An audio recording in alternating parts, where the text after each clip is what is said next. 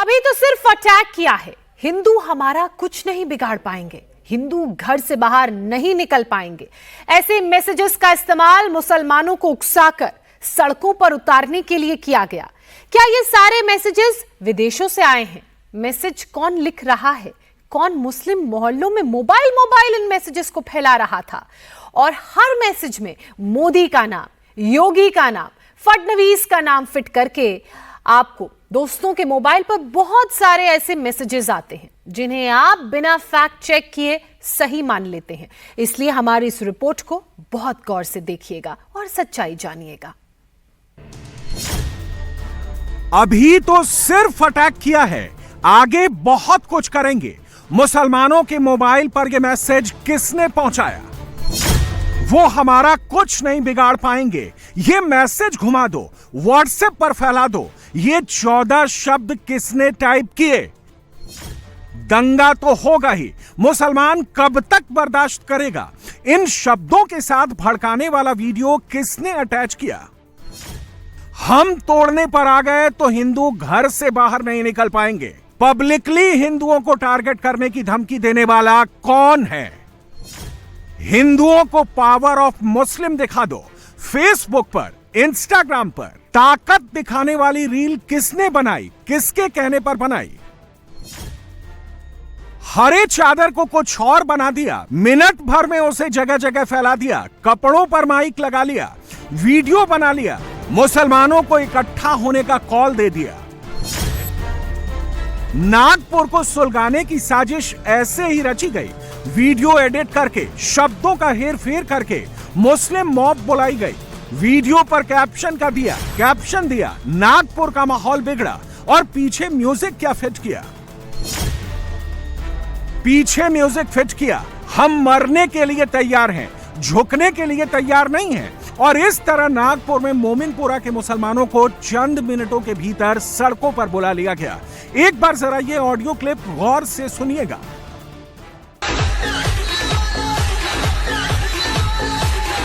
हम मरने तैयार हैं, मिटने तैयार हैं, लेकिन खुदा की कसम झुकने तैयार नहीं है। क्योंकि ये सर सिर्फ अल्लाह की बारगाह में झुकता है और किसी के सामने नहीं झुकता।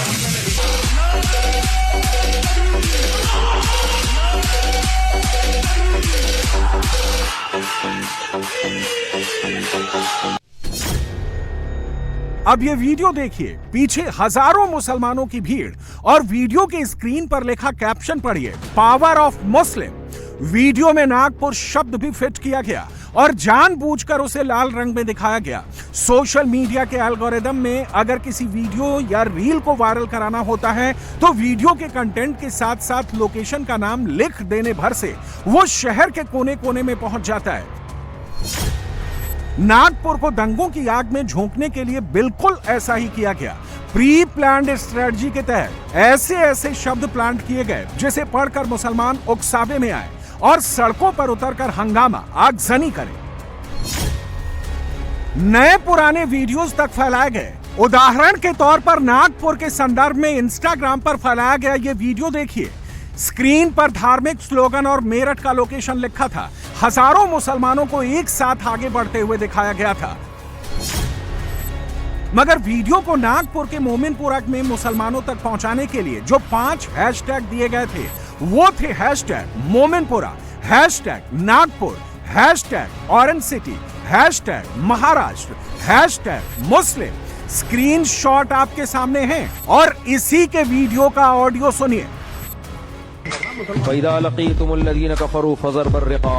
नबी ने फरमाया मैदान जंग की तमन्ना मत करो, लेकिन अल्लाह कह रहे अगर जंग मुसल्लत हो जाए फजर बर रिकाब तो गर्दनों पे वार करो। फिर बुज़दिली नहीं आ रही बात समझ।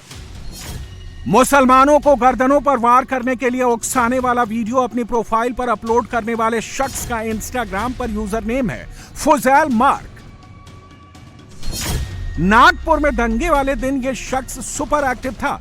इसकी टाइमलाइन पर जो वीडियो है उसमें साफ साफ नागपुर महाराष्ट्र का लोकेशन दिख रहा है।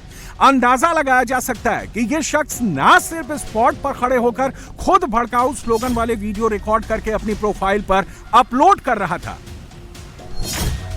बल्कि ताबड़तोड़ अपनी टाइमलाइन पर मुस्लिम मियां भाई वाले हैशटैग और ऊपर खुद अपने पोस्ट के कैप्शन में लब्बैक वाले स्लोगन फिट करके घुमा रहा था।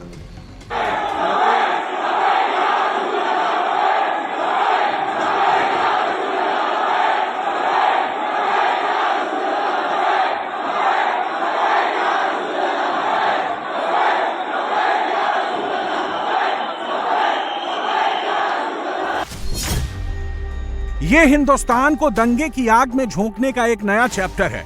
इस चैप्टर में सिर्फ इंडियन कैरेक्टर नहीं, इसमें बांग्लादेशी कैरेक्टर्स भी हैं, पाकिस्तानी कैरेक्टर्स भी हैं। उन्हीं में से एक नाम है नवाज खान पठान नाम का ये कैरेक्टर, जिसकी फेसबुक प्रोफाइल पर लोकेशन बांग्लादेश दिखा रहा है। लेकिन यह शख्स बांग्लादेश में बैठकर नागपुर और हिंदुस्तान को जलाने वाली स्क्रिप्ट फैला रहा है। इसने जो फेसबुक पर पोस्ट किया वो पढ़िए। इसने धमकी दी कि ये हमारा वक्त है, अभी तो सिर्फ अटैक किया है, अगली बार हिंदुओं के घर की महिलाओं पर अटैक करेगा। और ये इकलौता हेट मॉन्गर नहीं था। तौसीफ खान नाम का ये हैंडल ये कहकर मुसलमानों को भड़काता दिखा कि दंगा तो होगा ही, मुसलमान कब तक बर्दाश्त करेगा। एक दूसरा हैंडल जिसका नाम शोएब खान है, वो अपनी पोस्ट में फेक न्यूज फिट करके मुसलमानों की धार्मिक सेंटीमेंट को इंस्टिगेट करता दिखा। हैंडल नंबर 3 जिसका नाम सिंपल निक्को है, वो धमकाता दिखा कि कोई उनका कुछ नहीं बिगाड़ पाएगा। हैंडल नंबर 4 आलिया सईद नाम की महिला का है। अब इसका कमेंट पढ़िए। इसने कहा कि अगर हम तोड़ने पर आ जाएं तो तुम लोग घर से बाहर नहीं निकल पाओगे। आलिया सईद के पोस्ट में हम का मतलब मुसलमान है और तुम लोग का मतलब हिंदू है। मुसलमानों को इंस्टिगेट करने का काम सिर्फ नॉन वेरिफाइड हैंडल से ही नहीं हुआ। सोशल मीडिया पर एक छोटे से विरोध प्रदर्शन को धार्मिक एंगल देकर उसमें नमक मिर्च का तड़का लगाकर ऐसे ऐसे शब्दों में परोसा गया जिससे मुसलमान उकसावे में आए और दंगे पर उतारू हो जाएं। ये काम वेरिफाइड हैंडल्स ने भी किया। नागपुर में 17 मार्च की हिंसा के पीछे की साजिश का जैसे जैसे परत दर परत खुलता जा रहा है, चौंकाने वाले फैक्ट सामने आ रहे हैं। महाराष्ट्र साइबर सेल ने अब तक अलग अलग सोशल मीडिया प्लेटफॉर्म पर ऐसी 144 लिंक्स पाई हैं जिसमें दंगे का जिक्र किया गया है। नोट करने वाली बात यह भी है कि इनमें से 37 लिंक्स को डिलीट किया जा चुका है। इसी से यह पता चलता है कि यह एक वेल प्लान्ड कॉन्स्पिरेसी का हिस्सा था। सारे टूल किट, सारे स्लीपर सेल्स को पहले से ही पता था कि मुसलमानों को सड़कों पर उतारने के लिए कब क्या करना है, कौन सा पोस्ट कैसे वायरल कराना है। औरंगजेब के खिलाफ में प्रोटेस्ट हुआ था जिसमें बजरंग दल और विश्व हिंदू परिषद के कार्यकर्ता जिन्होंने प्रोटेस्ट किया था, उस प्रोटेस्ट के वीडियो को फिर अपने हिसाब से कट करके और उसमें अपने हिसाब से उसमें और कंटेंट ऐड करके उस पर अलग अलग कैप्शन देकर स्प्रेड किया गया, जिसकी वजह से लोगों के मन में दूसरे समुदाय के खिलाफ वायलेंस करने के लिए प्रेरणा मिली और पुलिस के खिलाफ वायलेंस करने के लिए प्रेरणा मिली। जब ये दंगे हुए, राइट हुए और जब इस प्रकार से पुलिस के खिलाफ पथराव हुए, उन वीडियोस को लोगों ने स्प्रेड किया, जिसकी वजह से उसी समय पर दूसरे एरियाज में भी दंगे बने। कई लोगों ने अपने हिसाब से अलग अलग प्रकार के पोस्ट डाले जिसके अंतर्गत उन्होंने वायलेंस को जस्टिफाई किया और फर्दर वायलेंस करने के लिए बोला।